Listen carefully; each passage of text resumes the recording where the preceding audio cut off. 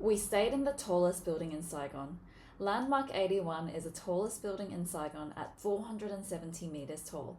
It might not seem like much, but it's almost 100 meters taller than the Empire State Building and well over 100 meters taller than any building in Australia. Most of the main areas have high ceilings and chandelier displays at the top. You get a cocktail on check-in, but if you want another sneaky cocktail, you can go to the Cloud Bar, which is next to the reception lifts. We arrived in the late evening to our room, which was a King Club panoramic room. For those who are interested, the room number is 6112. We were pretty tired, so we fell asleep quickly that evening, but in the morning we were greeted with an amazing view. There's a well-placed chair in the corner of the room, which is best for the city viewing. It was so weird to see some of these tall buildings from the street look so small from our room. Yeah, some of these buildings are pretty tall as well. Near the... I wonder how they clean this building, it's so tall. The room itself is well decorated and clean, with nice furnishings for the desk area and also the kitchenette area. It's a little bit cramped here, but you do have a standard mini bar with everything that you might need. Some of the snacks are also in the fridge as well because the room does get a bit hot during the day. The bathroom is also a bit small, but it's clean and nicely decorated. The toilet also included a handheld manual bidet.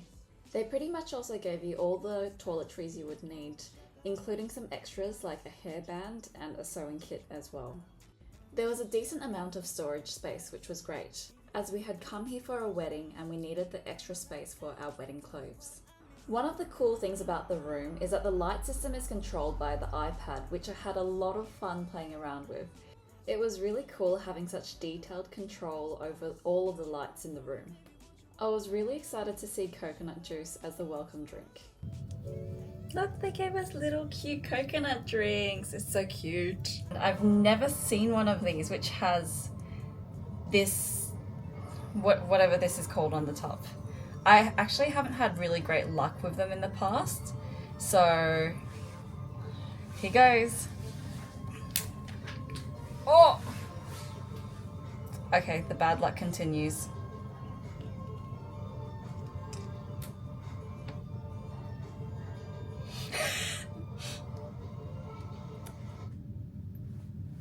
Yeah, I might need some help with this. So hopefully now I can drink out of it. Okay, I thought that it didn't work, but I think this is actually how it's supposed to work.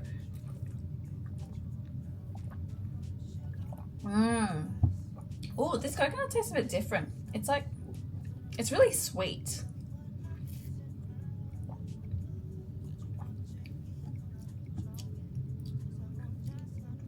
Nice. It's really refreshing right now. We also got snacks every night for the turn down service, and my favourite was this mung bean cake. The lounge at Vin Pearl is incredibly beautiful, with lots and lots of food. For breakfast, there are pastry and dessert spreads in the middle, and then there's also hot food on the side closer to the windows. There are also juices and granolas on the side, as well as a cold food section that has a variety of salads and yogurts as well. Although there's a view anywhere you sit, the staff will direct you to what they think is the best view in the room, which is the area behind the bar. The view here is incredible, and there's also a corner seat as well. I loved the pho station that was in the buffet. It was part of an egg/pho station, and I opted for the beef pho. I'm probably going to get judged for this, but I'm saying it anyway. The pho that we had in the hotel was the best pho we had in Saigon. I don't really know what it was, but the pho had probably just been stewing there for a long time, and it had a nice, salty, rich flavour that was richer than some of the pho that we had at Pho Vietnam. It was seriously so good that I even ended up slurping up all of the soup, and the staff were laughing at me while they asked me if I wanted another bowl. For the evening spread is a similar layout with desserts in the middle, with charcuterie and cheese, and then also a hot food section on the side again. There's also shellfish on the side, and you know it, also a pho station as well. No, not a pho station, a noodle station. I'm not going to try and pronounce this name, but it was BO space KHO, and it was delicious. They also serve alcoholic drinks and have a cocktail of the hour as well. I'm going to take better notes next time, but our drink was something pink, and I think it was citrusy, but it was delicious. We also had sugarcane prawns, which were so good, and although we had dinner, I had a few of these, which I didn't regret later. Buffet was held at the Oriental Pearl restaurant, and this was a superstar spread of Asian food, along with some Western food as well. The buffet area was really big, and instead of being concentrated in one place, it was spread throughout 2 of the rooms. So there were pastries, yogurts and fruits, breads and charcuterie meats, as well as more areas where they had Western style food and also congee down the side as well. There was also a drink station in the second room at the back.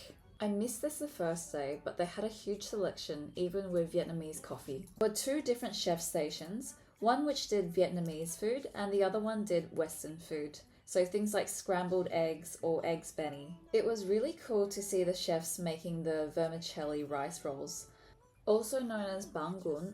They put the rice mixture onto this squishy thing on the table, and then they used a spatula to try and peel it off. So now I'm trying the bangun. This was the rice paper that was steaming in the circular roll thing. I'm not putting that in the video. I don't even know how he makes it. But it's really cool. Anyway, I'm gonna try some of this now.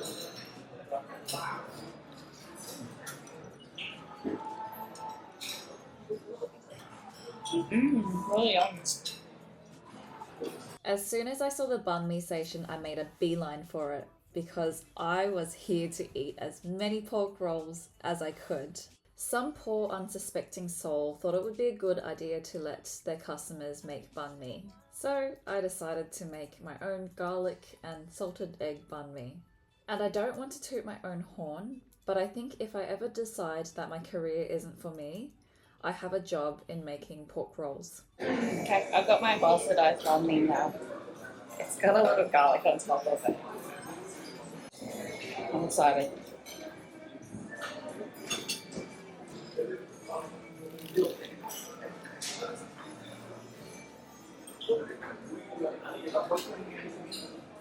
Blanc is one of the bars inside Landmark 81 with tall windows and an industrial looking space overlooking Saigon. Almost every seat in the bar has a view.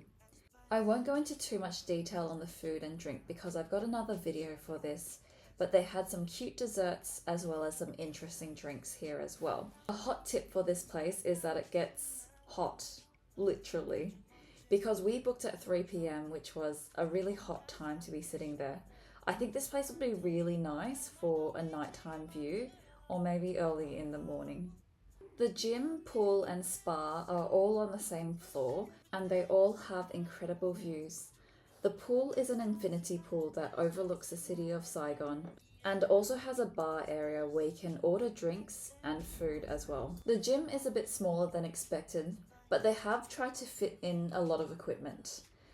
I also mostly use the treadmill and mats, so it was okay for me. However, it was a bit chaotic with people stretching in front of the gym equipment that others wanted to use. Doing the spa was one of my favourite things in this hotel. We didn't get enough time to use the lockers and the spa room properly, but I highly recommend it because the view from the spa is, you guessed it, amazing.